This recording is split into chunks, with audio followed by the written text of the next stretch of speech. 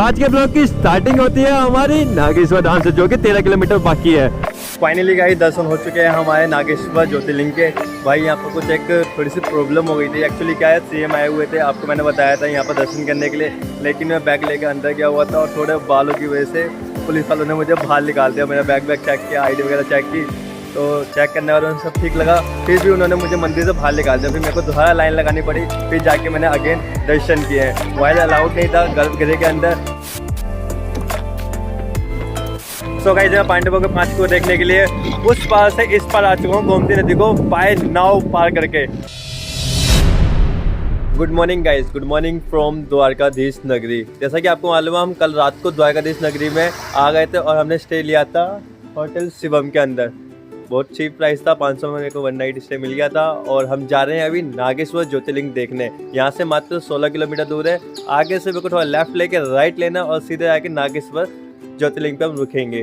तो फटाफट चलते हैं और नागेश्वर ज्योतिर्लिंग के दर्शन करते हैं, जो कि मेरा 5th ज्योतिर्लिंग है, जो कि बहुत जल्दी कंप्लीट होने वाला है। और हम यहाँ द्वारकाधीश में द्वारका टेम्पल घूमेंगे, द्वारकाधीश टेम्पल और द्वारका बेट, जो कान्हा जी का घर कहलाता है, और गोपी तालाब। काफ़ी सारी डेस्टिनेशन है जो कि हम द्वारका में कवर करेंगे। तो अभी हम निकलते हैं अपने नागेश्वर ज्योतिर्लिंग के लिए।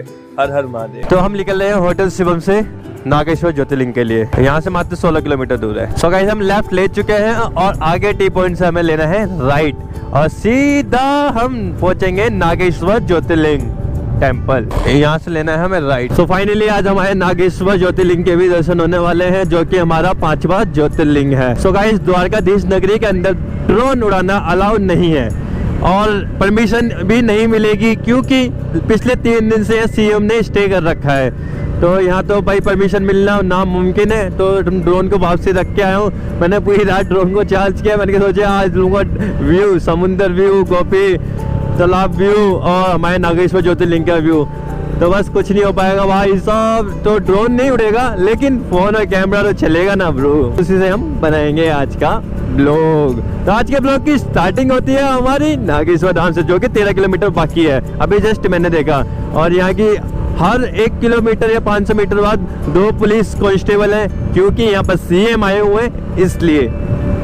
बाकी रोड बहुत अच्छा है। यहाँ से 13 किलोमीटर लगभग हो जाएगा हमारा 20-22 मिनट के अंदर कंप्लीट। बोलो शंकर भगवान की जय। सो फाइनली गाइस हम नागेश्वर टेम्पल पहुंच चुके हैं। ये बोर्ड दिखाई दे रहा होगा नागेश्वर टेम्पल का, और ये है मेन डोर हमारा नागेश्वर टेम्पल का। तो भाई हम एंटर कर रहे हैं नागेश्वर टेम्पल के मेन डोर में। हर हर महादेव। हमारे शिव जी यहाँ बाइक पार्किंग कहाँ पर है। तो फाइनली गाइस हम नागेश्वर टेम्पल पहुंच चुके हैं, जो कि हमारा 5वां ज्योतिर्लिंग है। बस दर्शन करने और हमारा फिर फाइनली हो जाएगा कंप्लीट 5वां ज्योतिर्लिंग। तो हमारे महादेव जी, हमारा नागेश्वर टेम्पल, और ये हमारी बाइक पार्किंग में।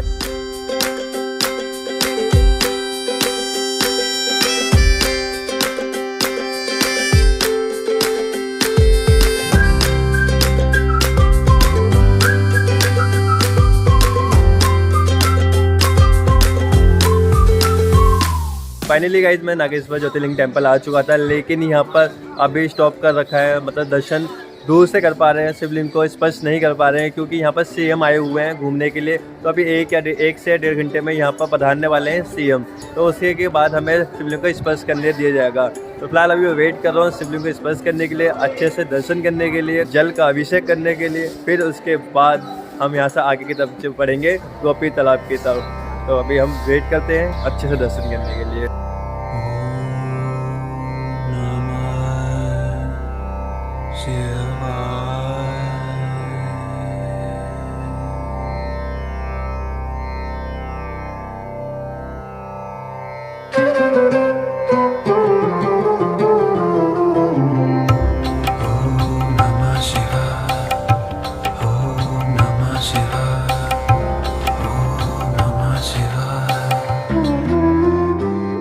फाइनली गाइस दर्शन हो चुके हैं हमारे नागेश्वर ज्योतिर्लिंग के। भाई यहाँ पर कुछ एक थोड़ी सी प्रॉब्लम हो गई थी। एक्चुअली क्या है, सीएम आए हुए थे, आपको मैंने बताया था यहाँ पर दर्शन करने के लिए, लेकिन मैं बैग लेकर अंदर गया हुआ था और थोड़े बालों की वजह से पुलिस वालों ने मुझे बाहर निकाल दिया। मेरा बैग चेक किया, ID वगैरह चेक की, तो चेक करने वालों सब ठीक लगा, फिर भी उन्होंने मुझे मंदिर से बाहर निकाल दिया। फिर मेरे को दोबारा लाइन लगानी पड़ी, फिर जाके मैंने अगेन दर्शन किए हैं। मोबाइल अलाउड नहीं था गर्भगृह के अंदर, लेकिन मैंने थोड़ी गर्भगृह के बाहर से वीडियो बनाई है, जैसे कि आपने देखा होगा। तो इतना ही था, बाकी हर हर महादेव। जय श्री नागेश्वर महादेव जी की। आपको एक चीज़ बताई थी कि यहाँ पर पूजा की थाली थी 250 रुपये से स्टार्ट है, जो मंदिर के अंदर ही मिलेगी। और आपको महादेव जी को, नागेश्वर महादेव जी को आपको टच करना है, स्पर्श करना है और जल अभिषेक करना है, तो उसकी टिकट 100 रुपये से स्टार्ट है। और उज्जैन महाकाल में धोती पहन के गए थे, तो यहाँ पे गर्भगृह में धोती पहन के ही एंट्री है, विदाउट धोती नहीं देंगे एंट्री। तो जब भी आप आइएगा तो धोती साथ लेके आइएगा। यहाँ बहुत महंगी मिलती है, 200 रुपये से स्टार्ट है धोती, वो भी टेरिकॉट वाली जो बिल्कुल ख़राब होती है। तो फिलहाल मैंने यहाँ पर ले लिया था सब कुछ, क्योंकि मुझे मालूम नहीं था, लेकिन अब आपको मालूम पड़ चुका है। तो फिलहाल अभी हम चल रहे हैं आगे की तरफ। सो फाइनली गाइस, मेरा 5वां ज्योतिर्लिंग भी कंप्लीट हो चुका है, जो कि है नागेश्वर ज्योतिर्लिंग, जो कि द्वारका में हमारा गुजरात। तो ये भी कंप्लीट हो चुका है। अब हम जाएंगे सोमनाथ की तरफ कल। अभी तो यहाँ हम गोपी तालाब और वेद द्वारका और हमारा द्वारकाधीश मंदिर वगैरह भी घूमेंगे यहाँ पर। कि द्वारका आए हैं तो 4 धाम में से एक धाम की यात्रा जरूर करके जाएंगे, जो कि हमारा द्वारका है। सेकंड हमारा रामेश्वरम होगा, जो कि ज्योतिर्लिंग भी है और दूसरा धाम है यात्रा का। सो गाइस, नागेश्वर ज्योतिर्लिंग पर आपको एक महादेव जी की एक बहुत बड़ी मूर्ति दिखाई दे रहेगी। मैं आपको दिखाता हूँ। ये है हमारे महादेव जी की मूर्ति, काफ़ी बड़ी है, होगी लगभग 100 फीट के आसपास तो लग रही है मुझे, एग्जैक्ट तो मालूम नहीं। तो ये मूर्ति आइएगा तो देख के जाइएगा और फोटो वगैरह भी खिंचवाइएगा, बहुत बड़ी मूर्ति है। और यहाँ भाई हमें मिले महाराष्ट्र से, जिन्होंने हमें सब्सक्राइब किया। भाई गुड नेम? मेरा नाम प्रतीक। क्या जी? प्रतीक। भाई का नाम प्रतीक है। अच्छा लगा भाई, भाई भी जा रहे हैं, लेट हो रहे हैं और मैं भी निकल रहा हूँ। मैं भी जा रहा हूँ गोपी तालाब घूमने के लिए। तो फिलहाल यह पूरा व्यू हमारा नागेश्वर धाम का, नागेश्वर ज्योतिर्लिंग। बाकी ये प्रतिमा तो बहुत ही ज़्यादा सुंदर है। अब हम चलते हैं यहाँ से गोपी तालाब के लिए। मिलते हैं आपको on the way.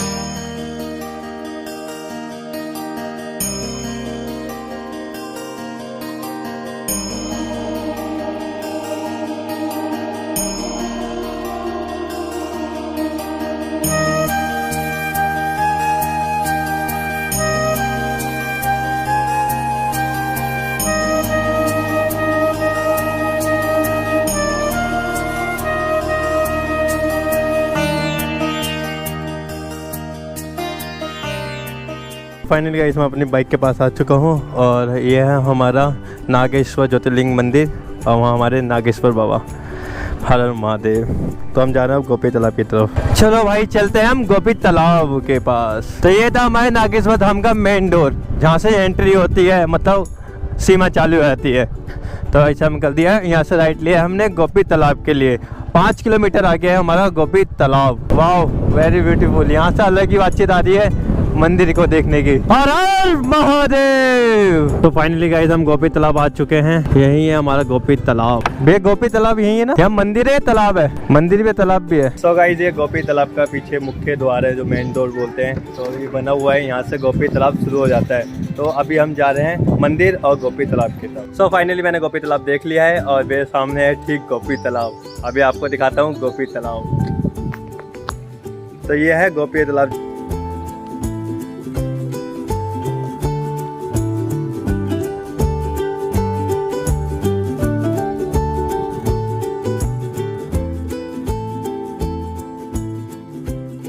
So guys, हमने गोपीनाथ मंदिर भी घूम लिया है, जो कि हमारे पीछे था। आपको दर्शन भी किया है गोपीनाथ मंदिर के। और हम निकल रहे हैं वेट द्वारका की तरफ। वेट द्वारका, जहाँ कान्हा जी का घर कहलाता है। यहाँ से 21 किलोमीटर दूर है, तो बाइक थोड़ा जल्दी जाना पड़ेगा और 12:30 बजे बंद हो जाएगा। तो अभी टाइम हो चुका है 11, तो बहुत कम टाइम है हमारे पास। तो जल्दी से चलते हैं, क्योंकि फिर शाम को 5 बजे खुलेगा। अब हम जा रहे हैं, हम अपनी बाइक के पास आकर वेट द्वारका, जो कि श्री कृष्ण जी का घर कहलाता है। यहाँ से 15 किलोमीटर है, कोई बोल रहा है 21 किलोमीटर है, पता नहीं कितना किलोमीटर है। हम देख लेते हैं और आपको बता दूँगा कितना किलोमीटर है एग्जैक्ट। तो अभी हम निकलते हैं, क्योंकि 12:30 बजे मंदिर बंद हो जाएगा। अंकल जी, वेट द्वारका सीधा। वेट द्वारका के लिए आगे से राइट लेना है। बहुत ज़्यादा गर्मी है, पसीने निकल रहे हैं इतने कि चेहरे की लंका लग चुकी है, बाल खराब हो चुके हैं। यहाँ का पानी बहुत खारा, तो अब बाल भाई बिल्कुल ऐसे हो गया कि पूछो मत। एक बात और, वेट द्वारका हमारी बाइक नहीं जाएगी, हमें ओखा के अंदर अपनी बाइक पार्किंग करनी पड़ेगी। देन उसके बाद हमें नाव में बैठ के जाना पड़ेगा बेट द्वारका ओखा पहुंच गए। ओखा से हमें लेनी है नाव बेट द्वारका के लिए। बाइक साइड में कहाँ लगाएं?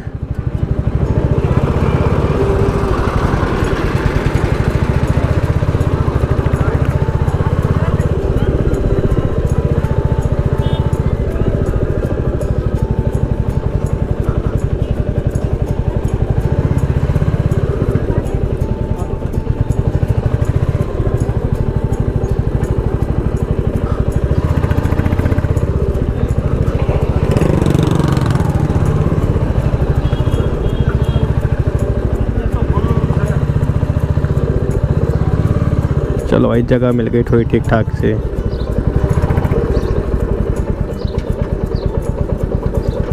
भाई पूरा 21 किलोमीटर के आसपास पड़ा है हमें ये ओखा। ओखा पहुंचते ही मुझे ये बोट दिखाई देती है, जिस बोट के अंदर काफ़ी सारे लोग बैठ चुके थे ऑलरेडी और नाव वाला भरे जा रहा था, क्योंकि नाव का किराया था बहुत ही सस्ता, मात्र 50 रुपये पर बंदा। लेके जा रहे थे द्वारका वेट ओखा से। हम फाइनली हमारी नाव चल जाती है समुद्र के बीच और मेरी दिल की धड़कन भाई पूछो मत, बस महादेव जी जाने मेरी दिल की धड़कन कितनी तेज चली थी, क्योंकि मैं पहली बार बैठा था नाव में। फाइनली ये पुल जब कभी बन जाएगा तो हमारे नाव में बैठने की ज़रूरत नहीं पड़ेगी, हम बाइक लेके जा सकते हैं द्वारका वेट। फाइनली हम पहुंच जाते हैं वेट द्वारका, जहां पर हमें देखने के लिए मिलता है कान्हा जी का घर। कान्हा जी के घर को ही द्वारका वेट कहा जाता है। यहां पर पहुंच के पता चलता है कि कोई भी इलेक्ट्रिसिटी मतलब इलेक्ट्रॉनिक डिवाइस नहीं जाएगा अंदर, जैसे कि मोबाइल, बैग, डिजिटल वॉच वगैरह कुछ भी नहीं, जिसके लिए लंबी लाइन लगी हुई थी अपना अपना सामान जमा करने के लिए। तो भाई हमने भी जमा कर दिया, इसलिए मंदिर कवर नहीं कर पाया। तो गाइस मैं रुक्मणी मंदिर पहुंच चुका हूँ। आइए आपको रुक्मणी मंदिर के दर्शन कराते हैं, रुक्मणी माता जी के दर्शन कराते हैं, चलिए मेरे साथ।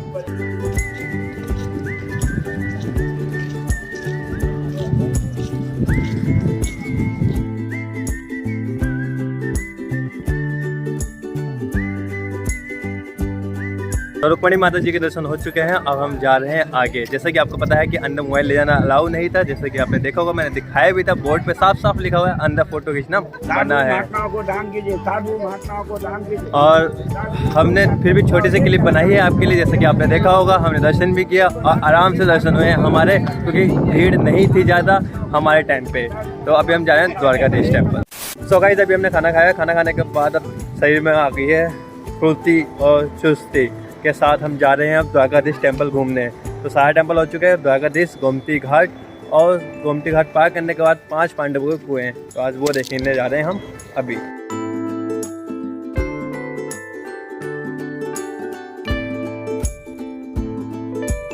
तो गाइस जो मेरे आप पीछे देख रहे हो गेट, इसे कहते हैं इस्कॉन गेट। यहीं से स्टार्ट होता है हमारा द्वारकाधीश का टेम्पल का रास्ता।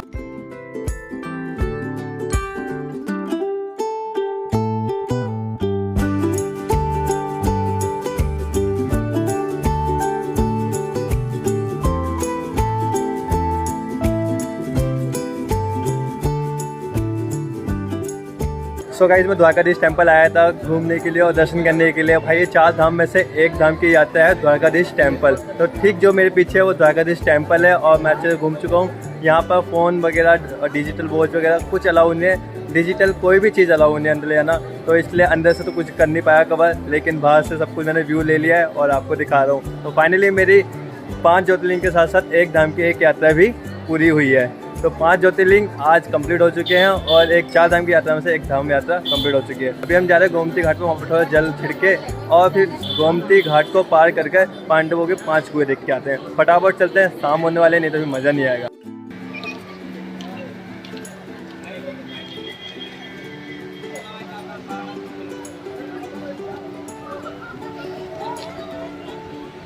सो फाइनली गाइस मैं गोमती घाट पे पहुंच चुका हूँ। जो मैं देख रहा हूँ चारों ओर ये गोमती घाट और ये गोमती रिवर है जो मेरे राइट साइड पे है। तो फटाफट से हम भी जल का छिड़काव करते हैं और फिर उस वाले झूले से पार करेंगे हम पांडवों के 5 कुएं देखने के लिए। तो फटाफट से जल का छिड़काव करके हम झूला पार करते हैं।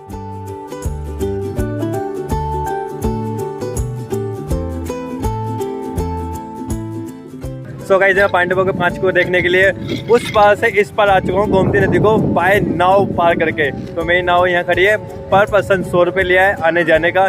तो फटाफट से हम घूम के आते हैं पांडवों के 5 कुएं जहाँ पर मीठा पानी आता है। समुद्र के बीच में, समुद्र का पानी खारा लेकिन कुओं का पानी मीठा।